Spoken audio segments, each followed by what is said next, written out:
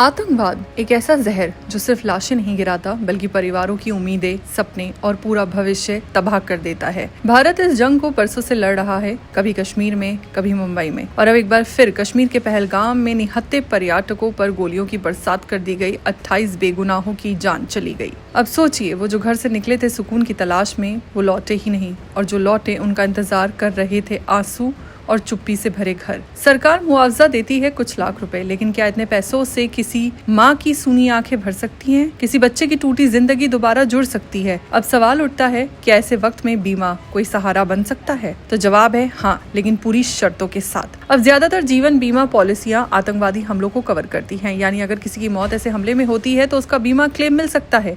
पर ध्यान रहे, एक्स्ट्रा बेनिफिट्स जैसे दुर्घटना में मौत का बोनस नहीं मिलते। उदाहरण के लिए, अगर किसी का बीमा 50 लाख का है और एक्सीडेंटल डेथ पर 10 लाख अलग से मिलने थे, तो आतंकी हमले की स्थिति में सिर्फ 50 लाख मिलेंगे, एक्स्ट्रा 10 लाख नहीं। कुछ कंपनियां जैसे न्यू इंडिया एश्योरेंस खास आतंकवाद बीमा पॉलिसी भी देती हैं, और आजकल तो मकान, गाड़ी, यहाँ तक कि हेल्थ इंश्योरेंस में भी आतंकी हमलों का कवरेज मिलने लगा है। तो अगर आपने अपने घर, गाड़ी या जान की पॉलिसी ली है और डॉक्यूमेंट्स क्लियर है, तो नुकसान के बाद क्लेम मिल सकता है, वो भी बिना लंबी भाग दौड़ के। और हाँ, क्लेम करते वक्त जरूरी होता है पुलिस रिपोर्ट और मृत्यु प्रमाण पत्र। खास बात यह है कि आतंकवादी हमले के मामलों में ये डॉक्यूमेंट आसानी से मिल जाते हैं, क्योंकि सरकार के पास पहले से लिस्ट होती है। तो ये तय है, हम आतंकवाद से लड़ते रहेंगे, लेकिन साथ ही खुद को और अपने परिवार को बीमा जैसे सुरक्षा कवच से भी तैयार रखना होगा, क्योंकि जिंदगी अनमोल है और इसकी गारंटी सिर्फ अलर्ट रहने में है।